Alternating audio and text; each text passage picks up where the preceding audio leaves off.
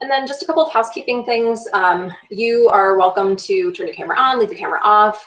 After sitting through middle school lessons, I don't take it personal if cameras are off.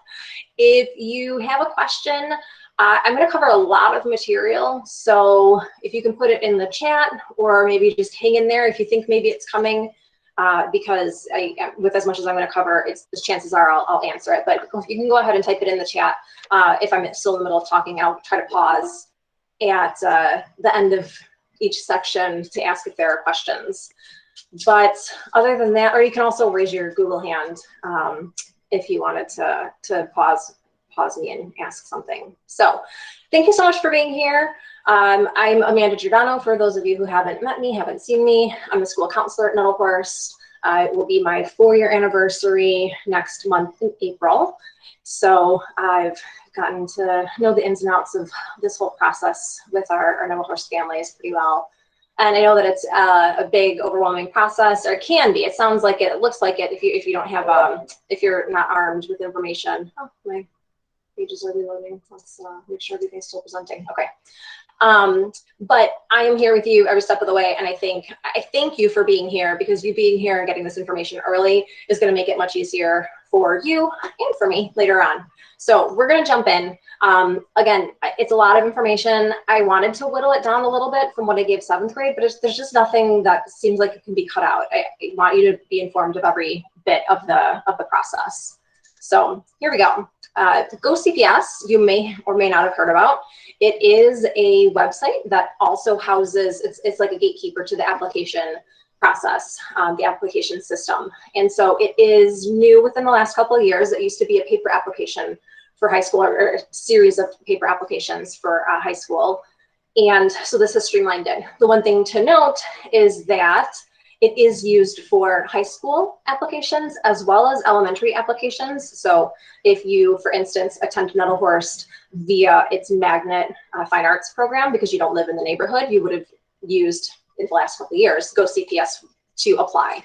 And then it also is used for those 3 magnet pre-K programs. So if you go to the GoCPS website to search for schools, you will have to filter out anything that isn't high school, because it shows everything pre-K to high school. So just so you're aware, as it says here, I'll get into the timeline a little bit more, but the application process for all 3 of those categories is October through December. So if you submitted an application for your child to attend an academic center or a gifted program or a classical school, you're familiar with that already.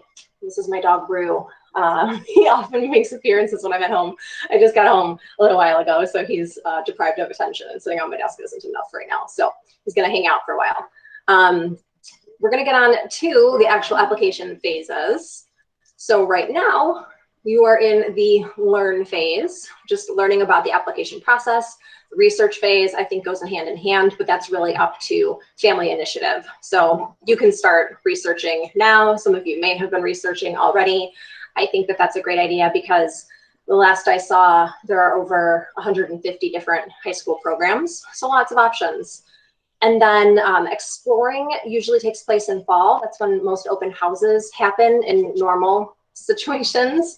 We also have put on in our network a high school fair, where, as opposed to asking you to go to the open house for every school you're interested in, which I think it's a really good way to get a sense of the culture and just get a feel for the school. It's just a nice way to meet representatives all at once from various schools and programs. So fall is that explore period. This year, obviously, those events were virtual, and I think that they did a fair job, most schools, of having some way for families to learn a little bit more about what high schools have to offer. And then, as I mentioned, the application process runs October through December. It's usually mid-October to mid-December.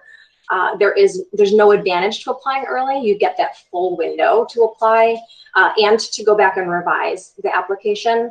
So there's no better chance if you apply the day the application opens versus the day that it closes. And then selection happens in spring, usually late March.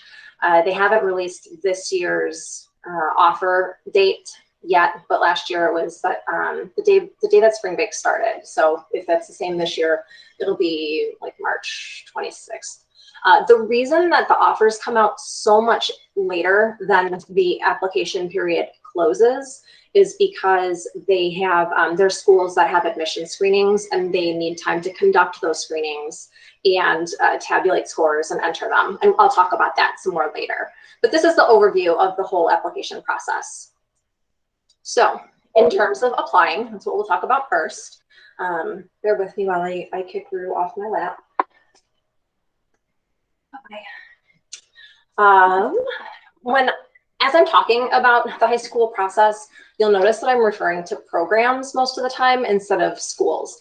And that's because the majority of high schools have more than one program. And so this is an illustration of a fictional high school that has 3 different programs. And so if you choose to apply for a school that is not your neighborhood school, chances are you will be applying to specific programs. So for this specific school, you and your child could submit an application for the World Language program and the Fine and Performing Arts program and the IT program. So that would be 3 applications. So just to clarify that terminology, program versus high schools. You wouldn't be able just to apply to this school. So speaking of programs, there are 2 main categories of programs, and you'll see this carried out through the rest of the process. You'll notice the 2 different categories in later slides. And choice programs are basically everything that is a selective enrollment. And then we obviously then have the selective enrollment program category. There are 11 selective enrollment schools. They're all listed there on the right half. The ones that our students tend to apply to just based on location are Jones, Lane, Northside, and Peyton. Some for Young too. So we're going to go through all of those different programs on the next couple of slides. But first, I want to talk about eligibility. Because when it comes time to apply, all selective enrollment schools and many choice programs have a minimum eligibility requirement just to be able to apply. So that means that your child will have to have, it's based on usually grades and test scores and sometimes attendance, although that's waived in the current situation.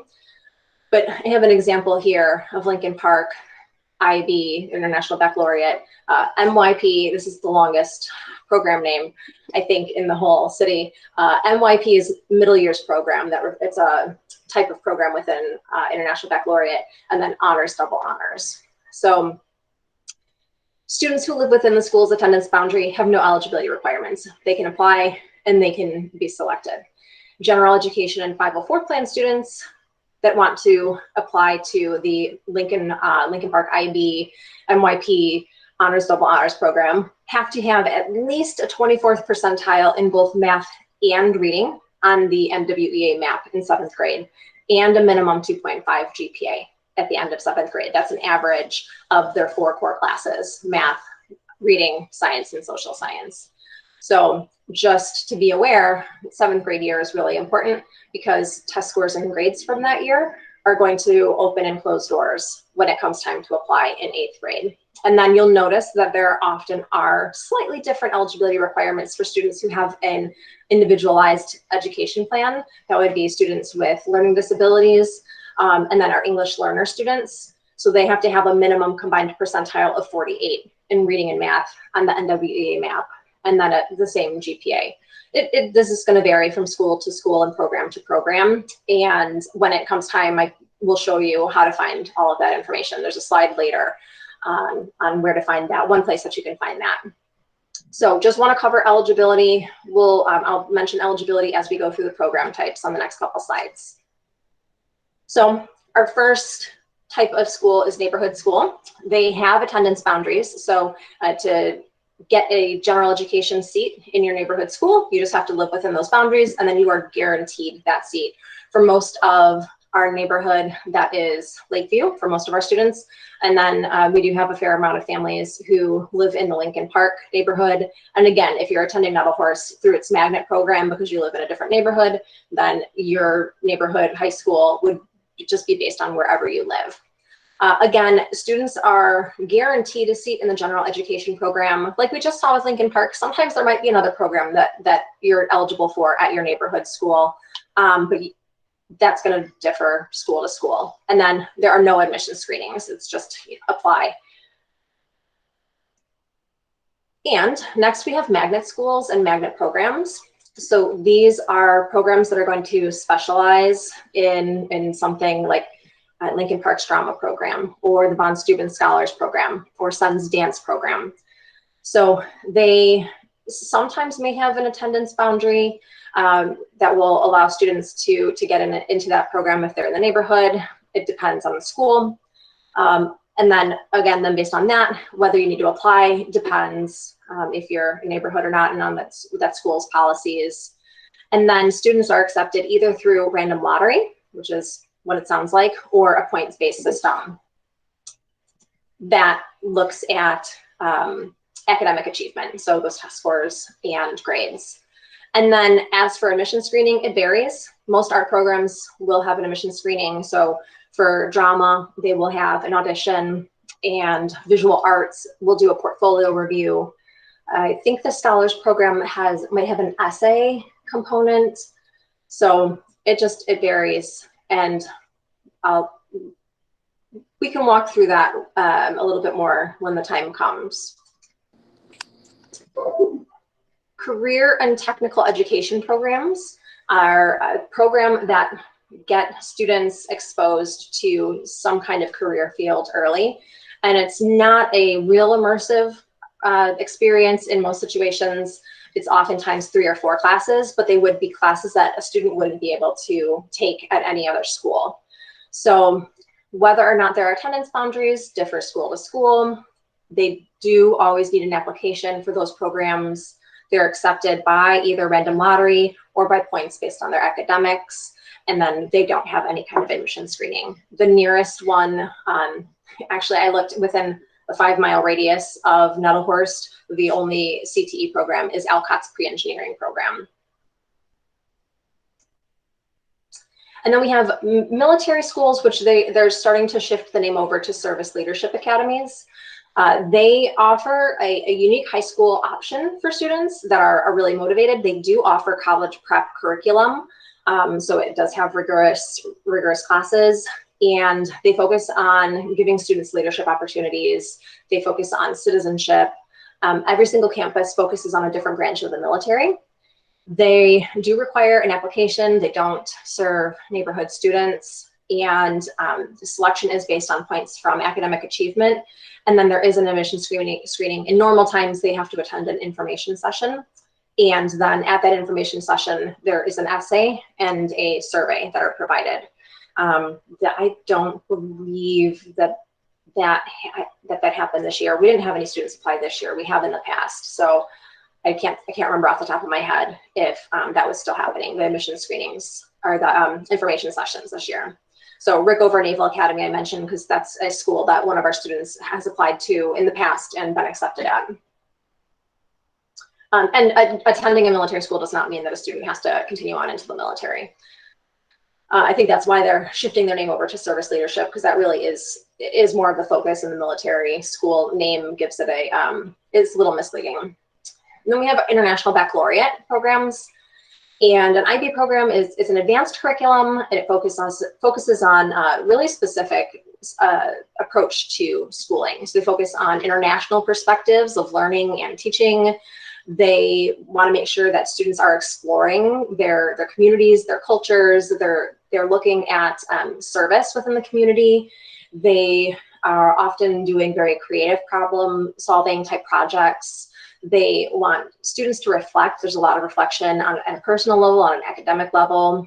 And IB programs are standardized around the world. So an IB curriculum at a high school in Chicago is going to be the same as the curriculum in an IB program in Brazil or Greece. Students are required to submit an application. they're admitted based on points from their academic achievement. And then for admission screening, it's called an admission screening, but it's really just attending an information session. Just because it is different from other types of programs, they just want to make sure that families know what they're signing up for and make sure that it's a good fit for the student. This year that was waived, again, with the pandemic. And so the 3 IB programs that are nearby that our students have applied to and attended are Amundsen IB, Lincoln Park IB, and Sen IB. And then we have charter schools. They are public schools that are independently managed. Some may have an attendance boundary. They all do require an application. Every single charter school is using the GoCPS application now. And then students are accepted through lottery. Sometimes they'll get preference if they have a sibling at the school. And there are no admission screenings as of last spring, I think, was when this slide came out. So I don't expect that has changed. And then our next to last category is selective enrollment. They offer accelerated programs for students. They are academically advanced. They do require applications. They select based on points from academic achievement and from their admission screening, which is a selective enrollment exam that students will take in their 8th grade year. That's usually taken between October and February. What was the other thought that I had about selective enrollment that I was going to share? Oh, just in terms of it being an accelerated program, it really is the expectation that all students are starting at the honors course level and then taking as many AP classes as they qualify for. So really, high bar for academics there. And then our very last category is one that's not a category for everyone across the city. There is something called GROWCommunity, and it's a partnership, basically. There's an organization that its goal, GROWCommunity, I guess they're an organization that has created a partnership, there we go, between 18 elementary schools on the north side and Amundsen and Lakeview. So they're trying to make a nice streamlined K-12 experience right here in our own neighborhood. And so students from there, so there aren't quite attendance boundaries. Well, there aren't really. It's based on what elementary school a student attends. And so because Nettlehorst participates in this GROWCommunity partnership, our students are given preference for admission at Amundsen and Lakeview, even if it's not their neighborhood school. So let's say there's a student who lives in Pilsen who is attending Nettlehorst through the magnet program, right? It's not their neighborhood school. They applied and got in. They're given priority admission to Amundsen and Lakeview, even though their neighborhood high school is Juarez. So that's how that works. It used to be guaranteed that students got a seat if they applied through this initiative, but at Amundsen, they've kind of reached capacity. I don't think Lakeview has gotten there yet. And again, Lakeview's the neighborhood school for most of our students. So they're guaranteed a seat that way. But this is an option that you have to apply through this route. And it's lottery, no admission screening. It is, again, getting students into a general education program, not the IB program. That's something important to specify. Although their IB coordinators said that at Amundsen said that they look out for students who get there and are excelling and will invite them to switch over to the IB program. So something good to know. Okay, I'm going to pause. I'm going to ask if there are any questions so far.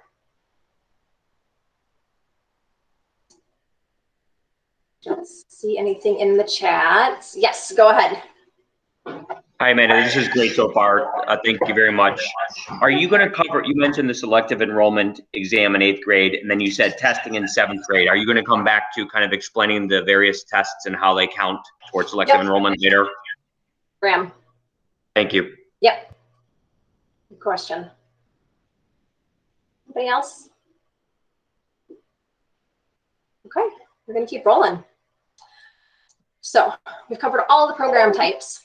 And then as part of the application process, as I mentioned, you'll see this like dual side-by-side application with those two different programs thing coming up throughout the process. So when it comes time to apply, it really is just one application, and families list every single program that they're interested in. You select them all at the same time. But in the background, it is kind of like there are two applications happening. So you can apply to up to 20 choice programs, and then up to 6 selective enrollment schools for a total of 26 different, you know, not applications, but items on your application. And then you'll rank them each in their categories from first, your top choice, down. And then when it comes time to receive offers in late spring, you will at most receive 1 offer from each category. So an offer from all of the choice programs and an offer from the selective enrollment schools listed. And then keep in mind that you always have the third option, which is your neighborhood school. And to clarify, Amundsen, unless you're in their attendance boundaries, this Grow Community initiative doesn't make it into a neighborhood school. It's still an apply to get in. So your options come the end of March of 8th grade could be, you know, 1 choice program, 1 selective enrollment school, and then whatever your neighborhood school is. And then it could be that a student gets no offers, and then they always have their neighborhood school, even if they didn't apply. I think that's about all to say about that. I had a thought that popped up and it disappeared. And if it comes back to me, I'll get back to it. And so how does selection work? So to your question, selection for choice programs is either going to be lottery-based, so pretty much random, or a points-based system. There can, in some instances, be priority preferences. So if a student has a sibling there, or if you live nearby,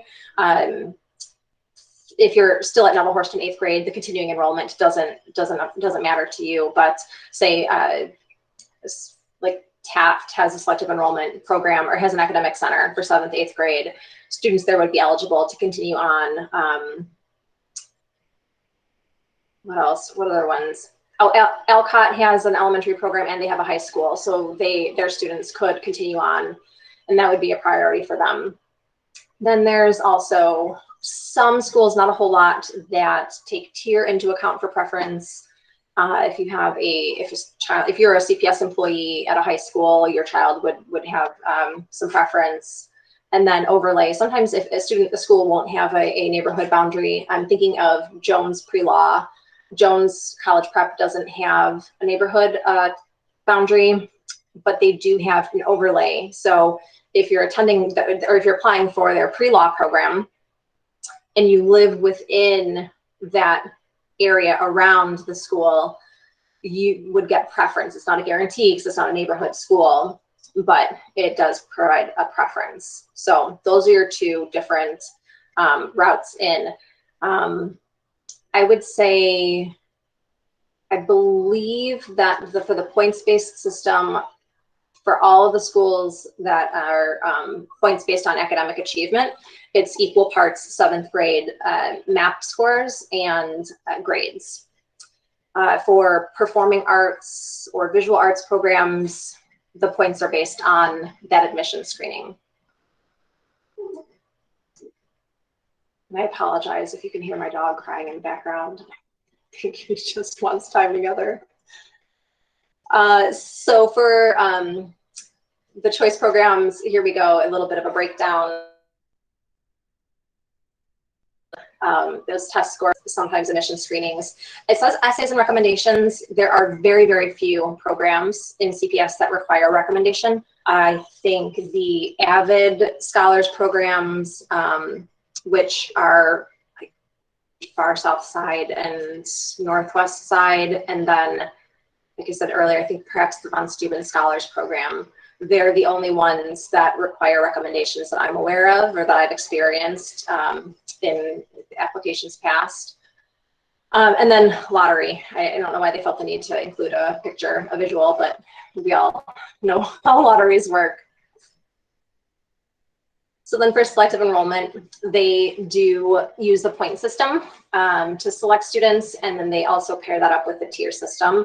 And for those of you who aren't familiar with the tier system, it's basically CPS's way of approaching admissions from an equitable standpoint. They basically have looked at the entire city. Oh, no. They've looked at the entire city, and it's based largely on socioeconomic status of pockets of the city. They look at the averages, and then they give tiers to those. And the highest income or highest socioeconomic areas are tier 4, the lowest are tier 1, and then there are seats set aside for each tier. And it's confusing because there's sometimes a misunderstanding that, well, the scores are lower for tier 1, so it's easier for them to get in. What actually happens is that they only compare within tiers. So for selective enrollment, 30% of the seats are automatically filled by the students who have the highest points, no matter what tier they're in. And then they fill a certain number, they have seats set aside for each tier, and they're only comparing tier 4 to tier 4. So while it's true that tier 1 students, if you look at their average cutoff scores, this average scores that are accepted of students in years past, it's lower. They're only being compared to their own peers, so it's not like their 700 score got them in over another student's, like 800 score. So it's just to make sure that everybody has an equal opportunity, because we as a district recognize that equity and access are big barriers, they're big issues. And so, in a neighborhood like Nettlehorst, like we are tier 4, we're fortunate enough to have families that can donate to the school that help fund extra teaching positions. So our class sizes are smaller, which means that students get more personalized attention, which is definitely going to increase their academic scores, as opposed to the tier 1 neighborhoods who can't afford that. So that's that explanation. So when we then break down the points a little bit more, it is equal parts NWEA MAP test scores from 7th grade, final 7th grade grades in those 4 core classes, and then the selective enrollment exam. It's an even 300 points from each category, and I'll show you the scoring rubrics, so you might be like, well, what's the point? Where does that come from? We'll get there later. Does that answer your question so far? Yes, thank you. Okay, perfect. So then when it comes time for those offers to be released at usually the end of March, there are 2 rounds, or actually 2 rounds of applications. So the main application process happens in round 1, and offers come out, like I said, usually late March. You actually get 2 weeks to accept the offer. So like I said, you can get 2 offers, and then it's up to you to decide between the 2, which is nice. There's still a little bit of choice there. And then round 2 happens in June, and only the schools and programs that haven't filled their seats participate.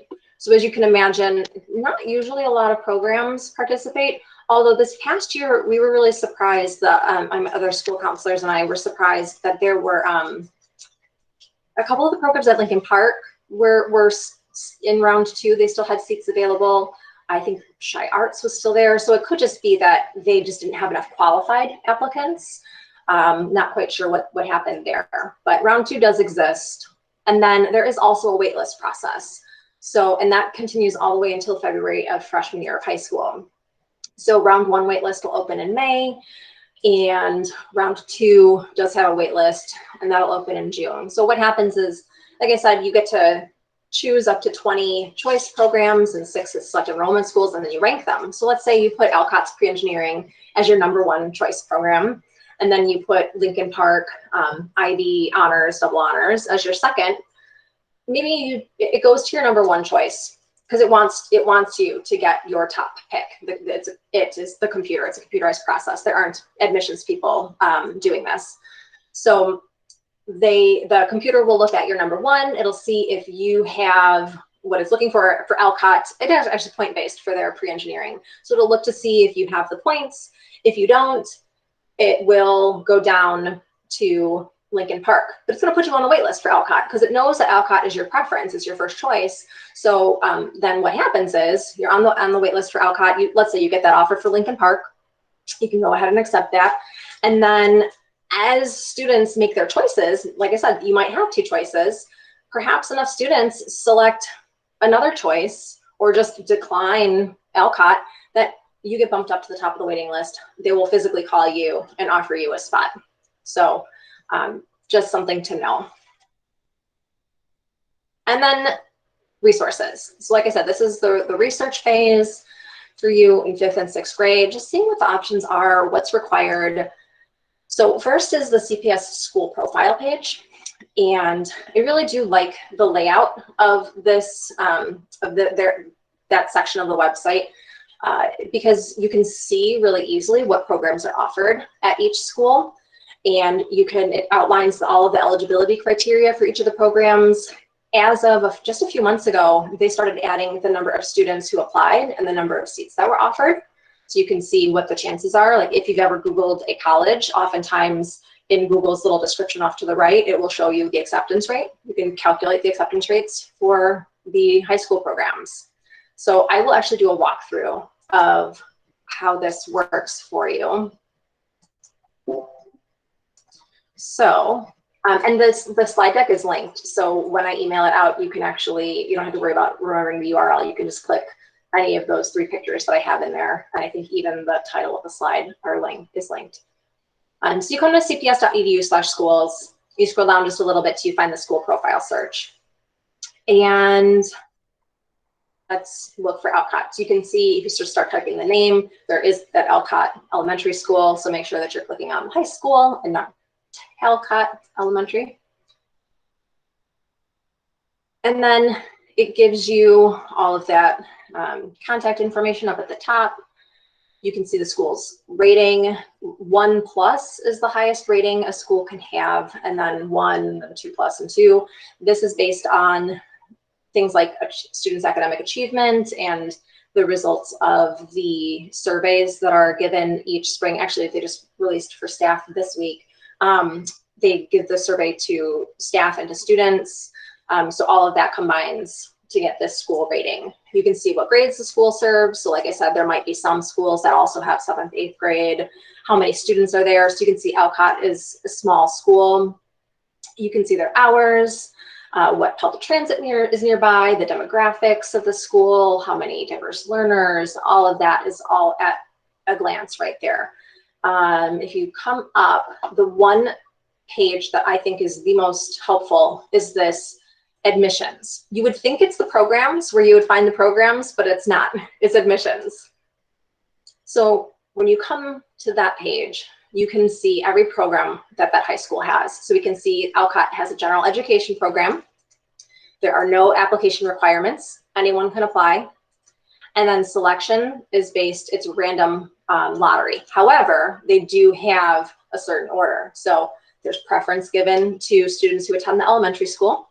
And then there's preference given to students who have staff at Alcott, who have parents at Alcott as staff. And then they do look at a general like neighborhood, even though they're not a neighborhood school, they will look in the surrounding area and then do a lottery with those students. And then they open it up to the general population. So last year, there were 1,300 applications and they gave out 94 offers. You can also then see that they have a pre-engineering program, no application requirements, but students are selected based on a point system. So anyone can apply, but then whether or not you're selected is a different story. And that is something really important to point out, is that eligibility can be a little bit misleading. So for, let's say, let me go back to the search page. And let's look at tech, for example. So here you can see they do have a selective enrollment for 7th, 8th grade. That would be their academic center. Whenever you see significantly mod curriculum intensive, that's for students with more severe disabilities. So that's not any program for you to be concerned about or worried about looking into. But here we go for the selective enrollment high school program. To be eligible, students have to have a minimum percentile of 24 in both reading and math on the NWEA map. So a student who has 24th percentile math and 24th percentile in reading would be eligible to apply for Lane Tech. But when we look at the actual selection, like the points that and the cutoff scores, we will in a minute, students have to get like above the 90th percentile to have a chance of being admitted. So it is really misleading. Counselors, we've voiced our concerns and we will continue to, but it is what it is. So just so you know, being eligible does not equate a high chance, does not necessarily equate a high chance of being accepted. And then they do give the breakdown here of all of the points. And like I said, the 30% of the seats are filled by the top students no matter what, and then by tier. So all of this is right here, and I think that's why this is one of the most helpful pages for doing this research. Everything's spelled out for you in one place in an easy to see way. So then let's come back over. Oh, I hit stop instead of switch tab. Okay. I really like exploring high schools and programs on High School Bound. And I actually do have the students play around on the website and explore in lessons. And so I will take you there as well so you can see what that looks like. You can search for schools and programs on the GoCPS website. I personally find it pretty glitchy and just not super user-friendly. So you can use it. Maybe it's just my luck, but I really like High School Bound. So you can search by location. You can put in your address. If your child really knows that there's something that they want to try to pursue, you can search by that. You can look for programs that have engineering. So pre-engineering, we already have 10 schools right off the bat. So you can search and see what all of them are. It shows you on the map. You can, hover over, find their name, click Learn More to learn more about them. Alcott, for instance, got some of that basic information that's on the school profile page, gives a little blurb. Some schools have uploaded like videos, video interviews, video tours. You can click on academic interests to see what things they offer. They offer Chinese as a language course. They do have ACT and SAT prep courses. They do offer AP. And that's something I want to point out too, is there, when I was explaining the prep or the different programs, and I said, selective enrollment, the students are taking honors and AP, and IB is rigorous. Just because there are these schools that have these names like honors, double honors, or selective enrollment we think of as the rigorous programs, it does not mean that other schools don't offer honors and that they don't offer AP. In fact, almost perhaps every single high school in the city offers honors and AP classes. It's just set up as a distinct program in some places. So if we can keep looking through High School Bound, we can see what sports and clubs they offer, which I think is a really important thing to look at. I talk to the students about match and fit. Match is, do you match what the school's looking for? And then fit is, does the school have what you're looking for? Is it going to feel like a home? Are you going to find your tribe? Are there going to be the activities to keep you engaged? And that really is important. If the student goes to school and there's nothing there for them, how engaged are they going to be? How motivated are they going to be? I also explain to the kids, this is very likely if you're in a sport, if you're in a club, that's where you're going to find your people, where you're going to find your friends. You already have something in common with them. You have a shared interest, and you're going to see them pretty regularly. As opposed to with your classes, especially in a bigger school, you might not have more than one class with a person. You might have different people in every single class. So finding, having a school with an activity that you can find your people with is really important. You as parents are probably really interested in the school's performance. So all of that is laid out here. You can see attendance.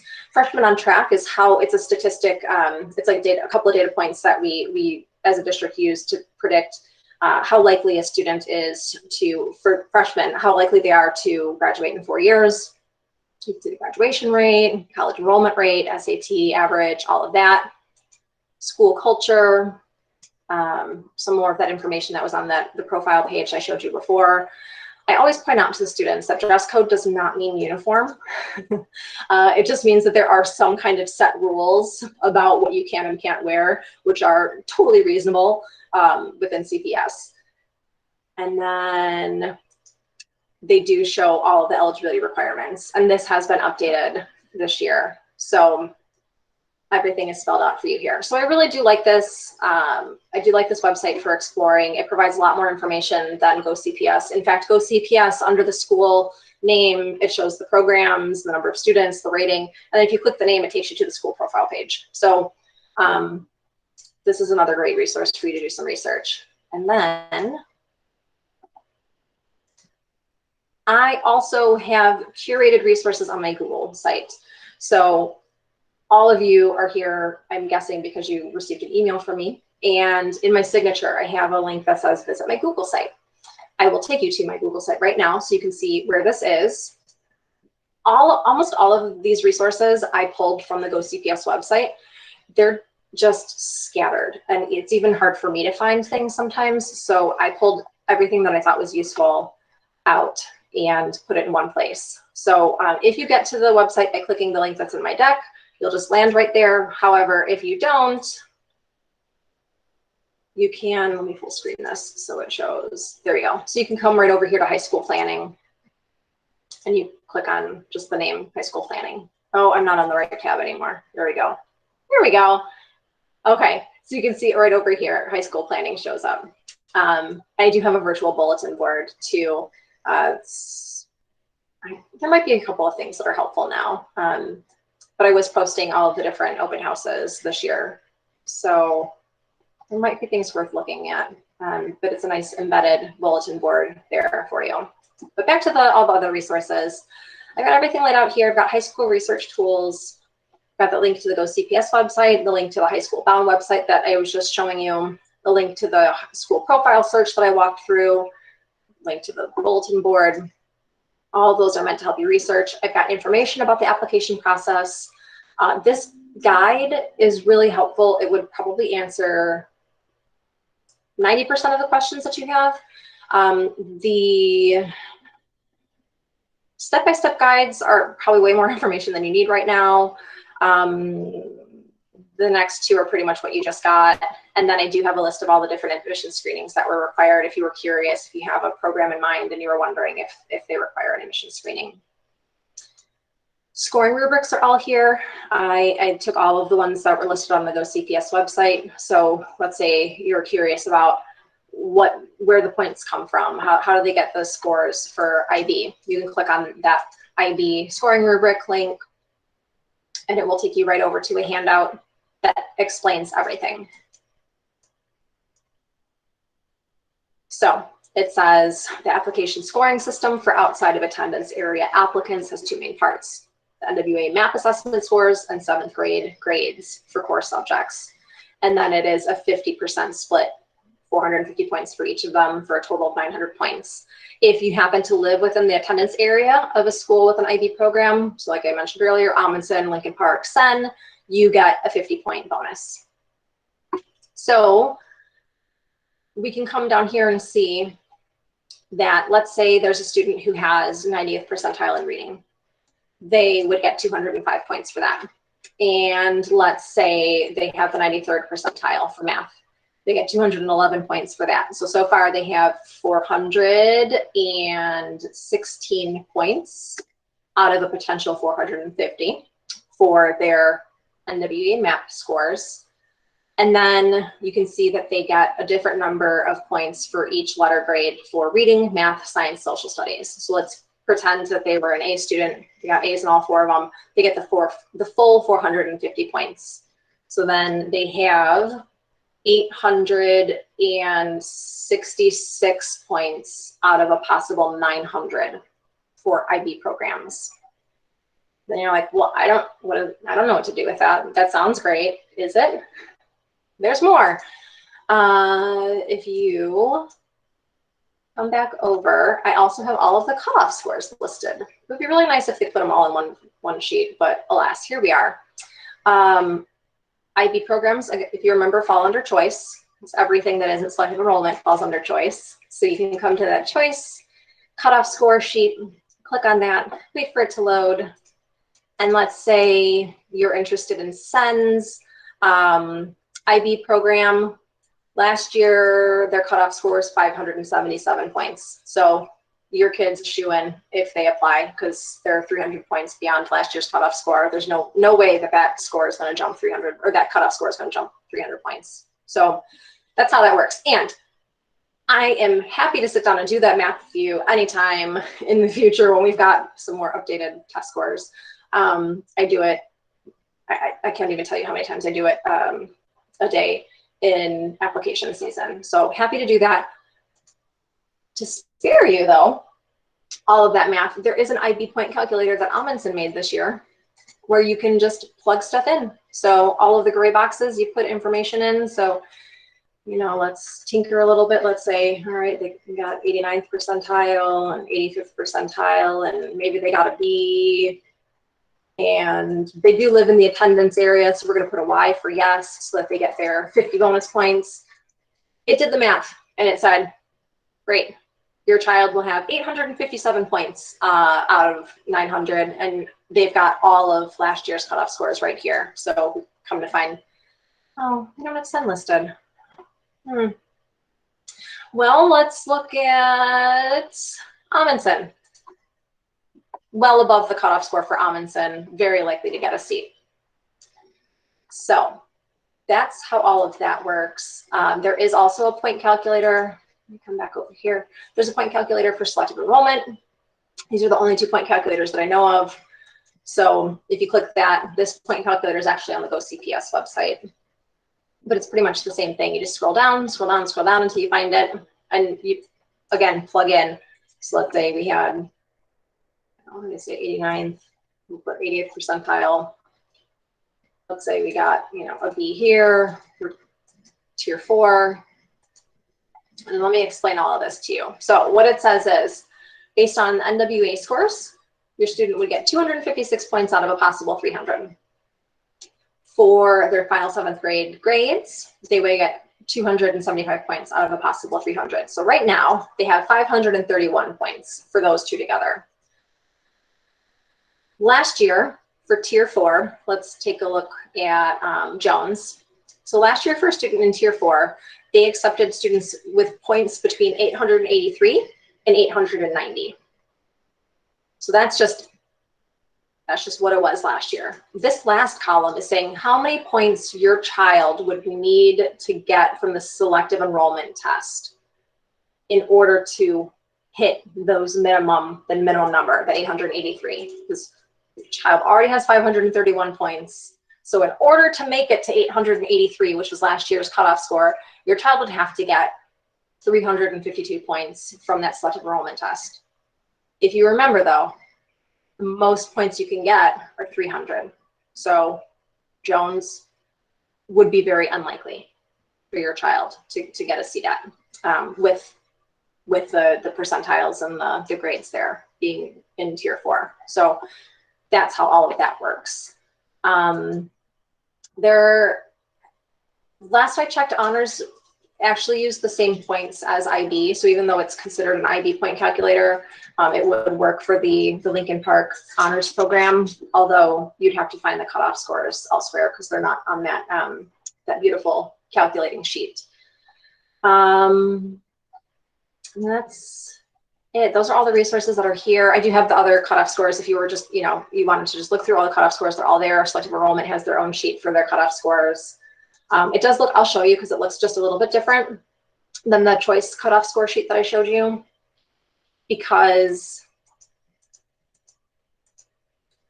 there we go. Because it shows according to the different tiers. So those are the points from last year. Cutoff scores can change a little bit year to year. They don't change drastically though. So these should be pretty accurate. Okay, I'm gonna stop talking for a little bit, and I'm gonna come back over and see if you have any questions. There's my Meet tab. There we go. I know that was a ton. I know that your head is probably spinning. but like I said, there's really nothing that it feels like it could cut out because it's all so important to understanding how everything works.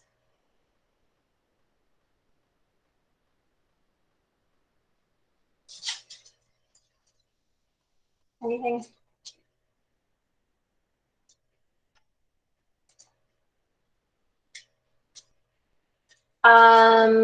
Specific resources in terms of just like information, because they do have the cutoff scores and the scoring rubrics on the GoCPS website. I can show you where those are. Full screen this so it doesn't look like a mobile website. On the GoCPS website, if you go to elementary school and then resources, they have all the cutoff scores listed. There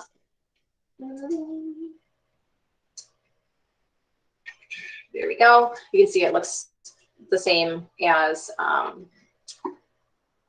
the high school in terms of its just formatting. And then they have the scoring rubrics for the academic centers also look really similar. So you can see all the point breakdowns. Again, they're also 900 points.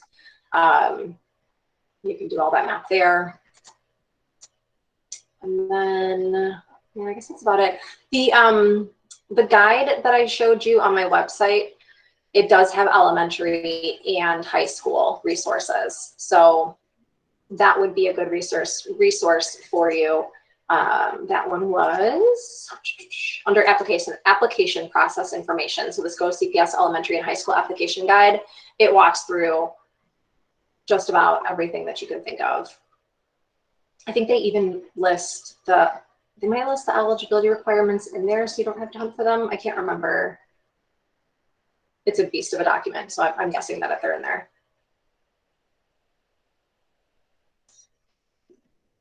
Any other questions?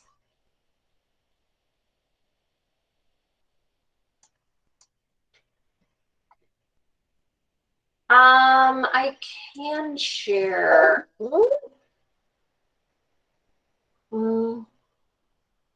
Success rates is kind of hard, but I can tell you where they've been. I mean, because there's so much data that goes into this, and like I said, students can get 2 offers, and then it's up to them to choose. So to say, oh, because we didn't have a student go here, like doesn't mean that they didn't get accepted. It could just be that they got the offer, but they chose another program. So let me find my list. There we go. Computer. Got way too many tabs open. Might be why it's I close some of this. Just leaving stuff open after I show it to you. That's probably why it's not working. Okay, that's better.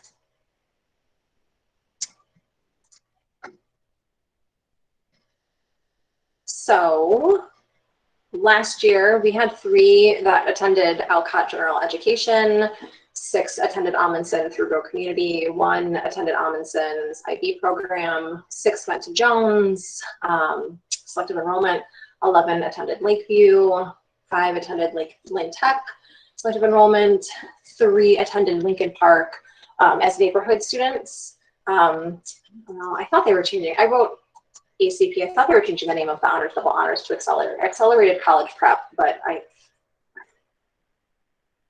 guess they didn't. Maybe that's an internal name. I don't know. So we had 2 that did the honors, double honors, 2 that did IB at Lincoln Park, 1 vocal, 1 Northside prep,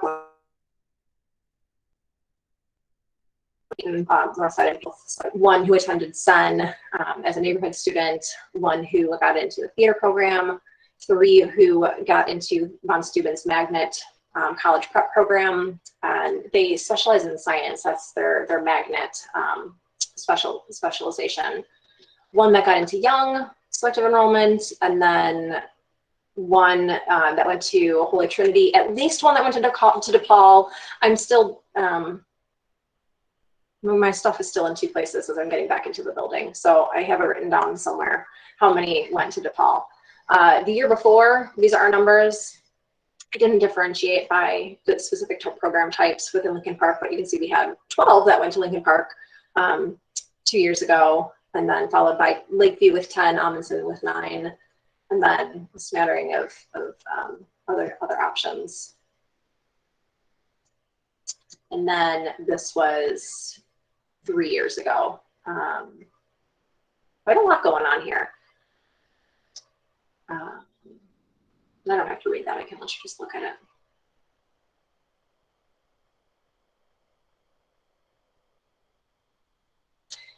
So we do have, I would say, like 20 to almost 25% of our students that do get into selective enrollment every year.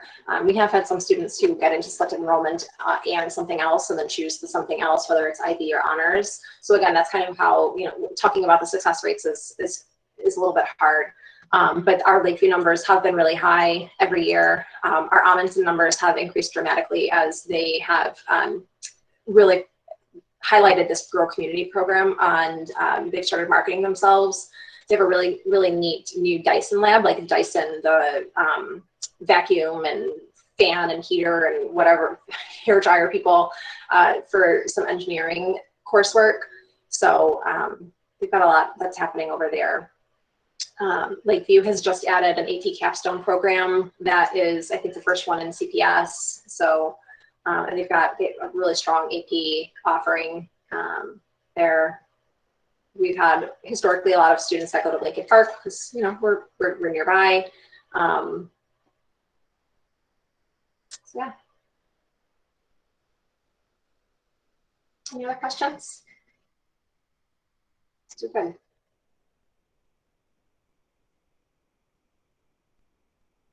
All right.